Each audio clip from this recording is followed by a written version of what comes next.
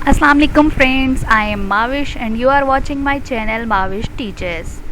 As we have done with the short questions and MCQs of class 12 Computer Science Chapter 3 Object Oriented Programming in C++, and if you have not done it, then you can see its link in the description box below the video.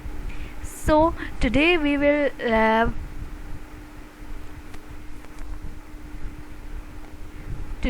solve long questions and lab activities of Computer Science Chapter 3 Object Oriented Programming in C++. You can take a screenshot of these notes so that you can complete it yours. Okay friends, let's start with question number 1. Define variable and write the rules for specifying variable names. This question has two parts. First of all, we will put a heading of variable to define what is a variable. A variable is a name of memory location where data is stored. Variables are used in computer programs to store values of different types. The data stored in a variable may change during program execution. Now, as we have written the definition of a variable, after that you have to consult my video whose link is being shared in the description box below this video, and the title of that video is Rules for Assigning Variable Names. Why I am asking you to consult this video? Because in this video I have explained the rules along with the examples. So let's start. First rule, first character should be an alphabet from lowercase letters or uppercase letters or an underscore. For example, name, class, section, school, underscore age, underscore city. Rule number 2, underscore, digits, uppercase letters and lowercase letters are allowed while naming a variable. For example, name 2, section 0034, roll underscore number, date underscore of underscore admission. Rule number 3, special symbols are not allowed, and all of these are special symbols.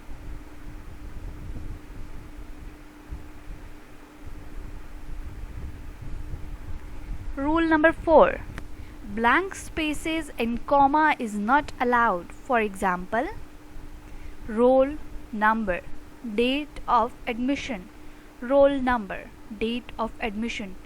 As these examples have a blank space or a comma in between, so these are invalid variable names.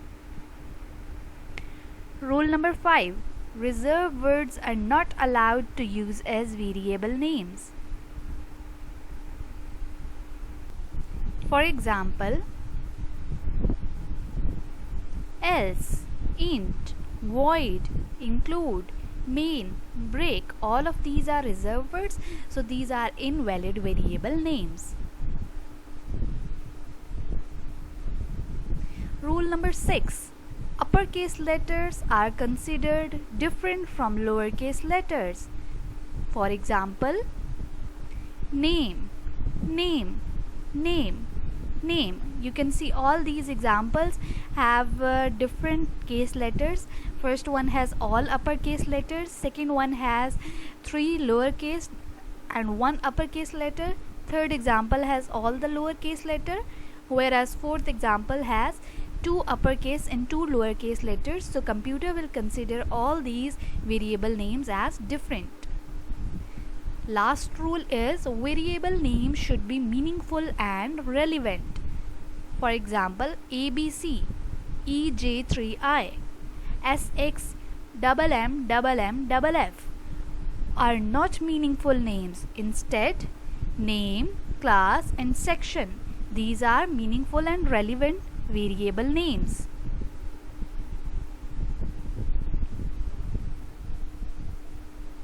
So friends, second long question is, why typecasting is used Explain the types of typecasting with an example of each type.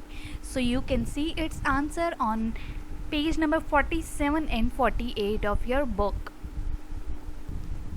So friends, from page number 47 you will write the heading of typecasting.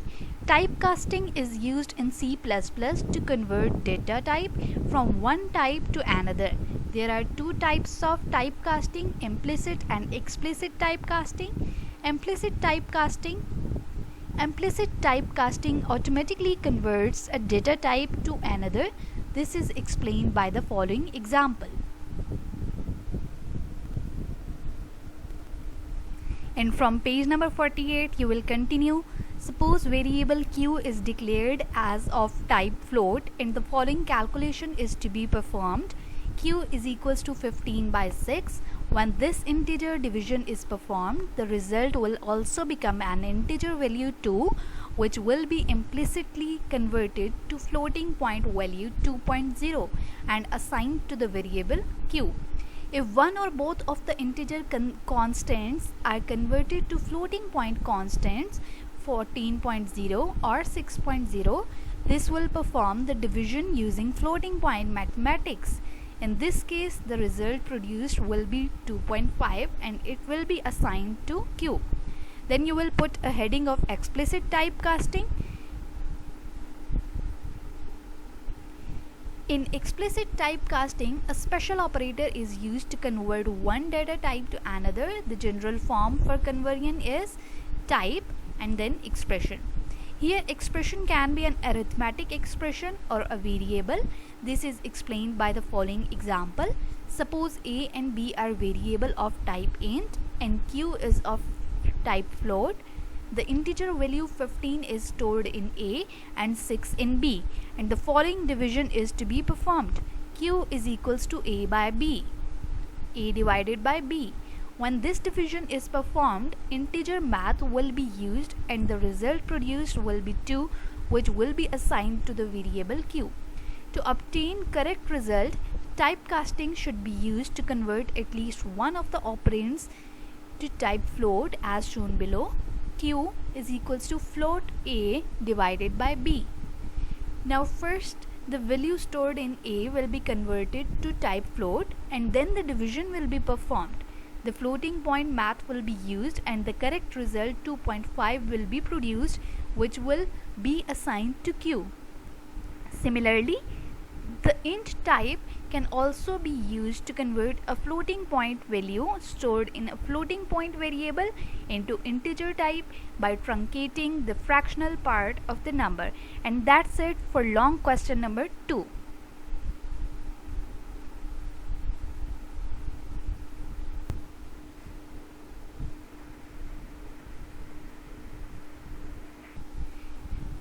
So friends, question number 3 is about define int L and set W manipulators and give an example of each. So for the answer, you will consult page number 54 and 55 of your book. So mark these answers. From page number 44, you will see a heading, the int L manipulator. First of all, you will define it. The int L manipulator has the same function as \n escape sequence. It causes a line feed in the cout statement so that the subsequent text is displayed on the next line. The following program demonstrates the use of int L manipulator, and you will write all this text that is being shown in this rectangular red box. Then you will write this example.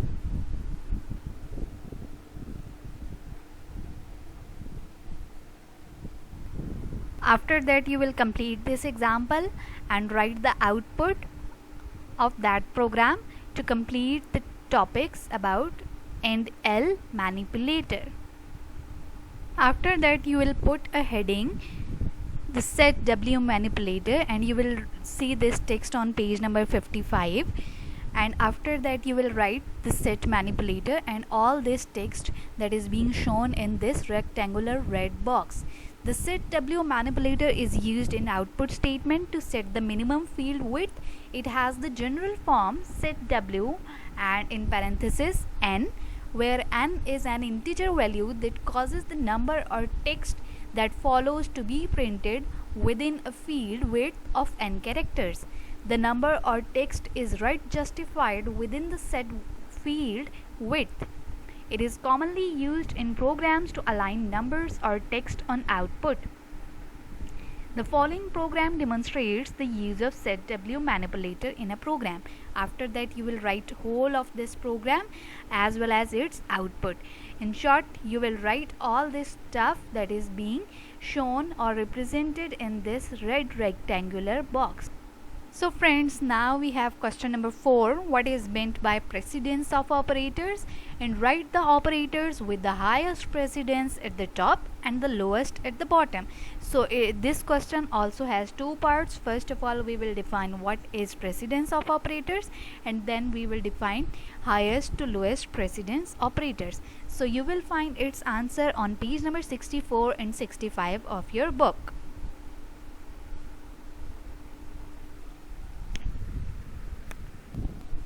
So mark its answer. So friends, now we will start the lab activities of class 12 computer science chapter number 3. So you are recommended to take a screenshot of the program so that later on you can perform it and practice it on your softwares.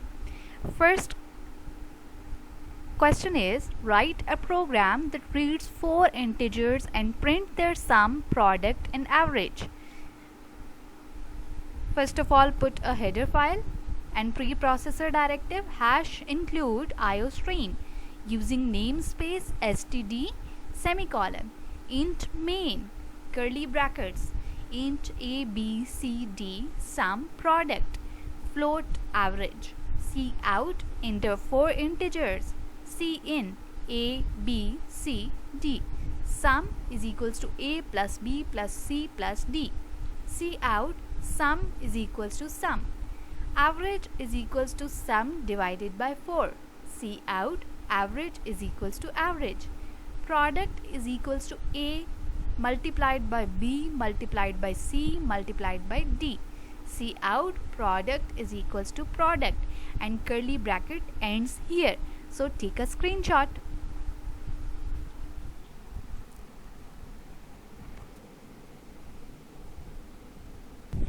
So friends, we have second question in the lab activities section as, write a program that reads length and breadth of a rectangle and print its area. As it is written that read the length and breadth, then it means we have to take input as length and breadth. First of all, write a preprocessor directive #include iostream using namespace std int main curly bracket start int length breadth and area. Cout enter length cin length. Cout enter breadth cin breadth. Area is equals to length into breadth. Cout area of rectangle is equals to area, and curly bracket ends over here. So that's it for this program. Take a screenshot.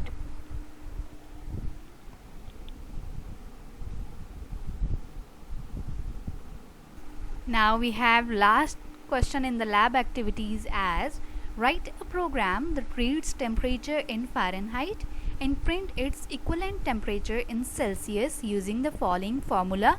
So I would suggest you to correct the formula in your book. C is equals to 9 divided by 5 into F minus 32. #include iostream using namespace std int main curly bracket start int c and int f. Cout enter temperature in Fahrenheit Cin F. C is equals to 9 divided by 5 multiplied by F minus 32. Cout temperature in Celsius is equals to C, and curly bracket ends over here. That's it for this program. Take a screenshot.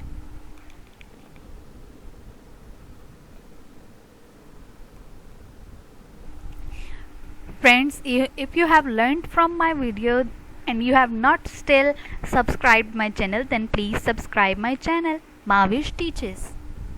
Friends, if you have learned anything from my video, then please thumbs up and push the like button below my video. Thank you. Allah Hafiz.